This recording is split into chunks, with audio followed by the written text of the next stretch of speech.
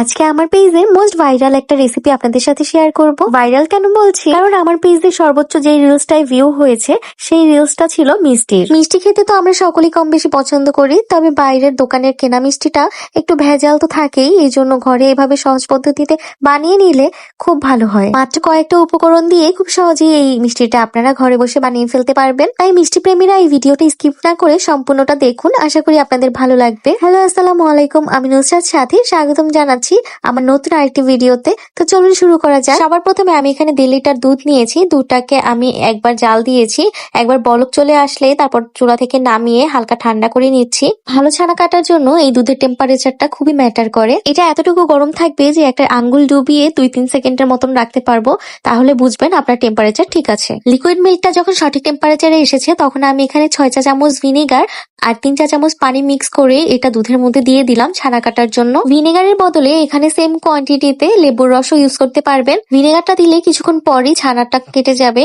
এরপরে আমরা 5 মিনিটের মতন অপেক্ষা করে একটা পরিষ্কার সুতি কাপড়ের উপরে ছানাটা আলাদা করে নিব। এবার ছানা থেকে টক ভাবটা কাটানোর জন্য খুবই আলতো হাতে একটু পানি দিয়ে ধুয়ে নিচ্ছি। 1.5 লিটার দুধে আমার প্রায় 2.5 কাপের মতন ছানা বের হয়েছে, আর আমি একদম ভালোভাবে পানি ঝরিয়ে নিয়েছি। এবার একটু শুকনো মিশ্রণ বানিয়ে নিচ্ছি। 2.5 কাপ ছানার জন্য আপনাদের পরিমাণ অনুযায়ী বাড়িয়ে কমিয়ে নিতে পারবেন। এই জন্য প্রথমে দিয়ে দিলাম 4 টেবিল চামচ ময়দা, 4 টেবিল চামচ সুজি, 3.5 টেবিল চামচ চিনি। চিনিটা আমি এখানে আস্তই ইউজ করেছি। 4 টেবিল চামচ গুঁড়া দুধ, 2 চিমটি বেকিং পাউডার, হাত দিয়ে চিমটি দিয়ে যতটুকু উঠবে ততটুকু দিবেন, 2 টেবিল চামচ কর্নফ্লাওয়ার আর 2 চা চামচ ঘি দিয়ে দিচ্ছি। এবার সবগুলো শুকনো উপকরণ ঘিয়ের সাথে খুব ভালোভাবে মিক্স করে নিব।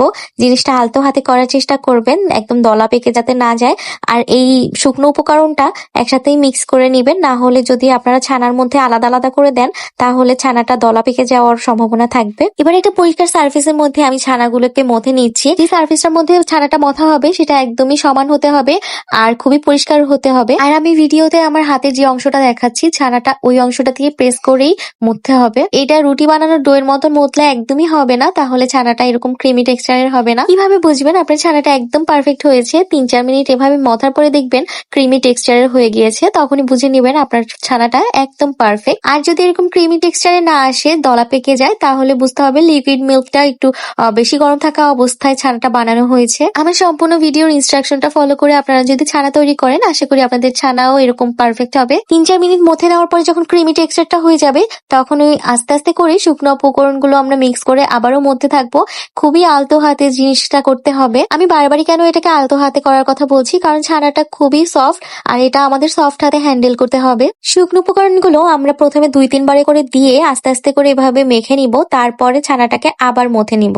এবার ছানাটাকে একটু টাইম নিয়ে মথতে হবে, যতক্ষণ পর্যন্ত না চিনিটা গলে যায় ততক্ষণ পর্যন্ত ছানাটা মথতে হবে। আপনারা এই সময় একটু মুখে নিয়ে দেখবেন, চিনিটা যখন আর দাঁতের নিচে বাজবে না তখনই বুঝতে হবে আমাদের ছানাটা হয়ে গিয়েছে।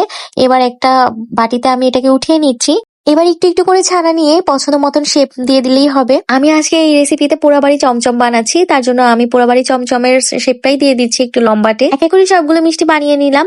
1.5 লিটার দুধ দিয়ে আমার এখানে প্রায় 40টার মতন ছানা হয়েছিল। ছানা বানানোর মধ্যে আমি এই শিরাটা রেডি করে নিয়েছি।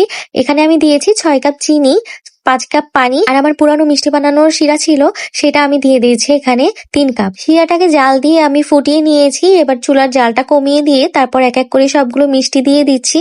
এক এক করে সবগুলো মিষ্টি দিয়ে দিলাম। এবার এগুলোকে একটু ছাড়িয়ে নিচ্ছি, একসাথে সবগুলো দলা পেকে ছিল। এই সময় কিন্তু খুব জোরে নাড়তে যাবেন না, খুবই আলতো হাতে কাজগুলো করবেন, কারণ ছানাগুলো এখনো একদমই নরম। তারপরে চুলাটা একদম বাড়িয়ে দিয়ে ঢাকনা দিয়ে 5-7 মিনিটের মতন এটাকে কুক করে নিবেন।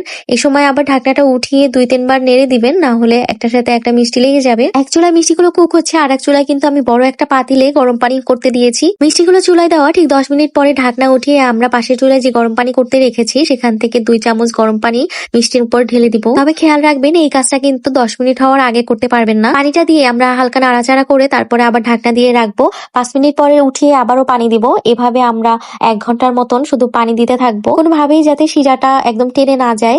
আর শিরাটা যখনই টেনে যাবে তখনই আমরা 2 চামচ 3 চামচ করে পানি দিয়ে দিব। এইভাবে পুরো 1 ঘন্টা কুক করার পরে আমরা 40 মিনিটের মতন আরো কুক করব, তখন আর কোনো পানি দিব না। তবে ঢাকনাটা কিছুক্ষণ পর পর উঠিয়ে মিষ্টিগুলোকে নেড়ে দিতে হবে। লাস্ট 40 মিনিটে আমাদের মিষ্টির কালারটা একদম লালচে হয়ে যাবে। যদি 40 মিনিটেও কালার না আসে তাহলে আরো কিছুক্ষণ কুক করে নিব। যখন আমাদের কাঙ্ক্ষিত কালারটা চলে আসবে তখন চুলাটা অফ করে আরো 2 চামচ পানি দিতে হবে। পানি দিয়ে ঢেকে রাখবো। মিষ্টি বানাতে বানাতে অনেক রাত হয়ে গিয়েছিল, তাই লাস্টের ক্লিপগুলো আমার কাছে আর নেই। মিষ্টিটা হালকা ঠান্ডা হয়ে গেলে আমরা শিরা থেকে উঠিয়ে তারপরে শিরা ঝরাতে রেখে দিব। সারা রাত এমন শিরা ঝরাতে থাকবে। তবে আপনারা চাইলে এটা কিন্তু শিরা দিয়েও খেতে পারেন। ওই দিনের আমার মিষ্টিটা এত বেশি সফট হয়ে গিয়েছিল যে শিরা থেকে আর তুলতে পারছিলাম না, তাই আমরা শিরার সাথেই মিষ্টিটা খেয়েছিলাম। অনেকেই ফুল রেসিপিটা জানতে চাচ্ছিলেন, তবে ওই দিনের মিষ্টিটা আমার মন মতন হয়েছিল না, তাই আমি রেসিপিটা শেয়ার করতে চাচ্ছিলাম না। কিন্তু অনেকদিন আপনাদের ওয়েট করালাম, তাই ভাবলাম যে এই ঈদের আগে রেসিপিটা শেয়ার করে নেক্সট আমি আরো সুন্দর করে মিষ্টি বানিয়ে আপনাদের সাথে শেয়ার করবো ইনশাল্লাহ। আশা করি এই রেসিপি থেকেও আপনারা উপকৃত হবেন। আমার পুরো রেসিপিটা ফলো করে আপনারা অবশ্যই বাসায় মিষ্টি বানানোর চেষ্টা করবেন। আজকের জন্য এতটুকুই, দেখা হবে নেক্সট কোনো ভিডিওতে। টিল দেন সবাই সুস্থ থাকুন, ভালো থাকুন, আল্লাহ হাফেজ।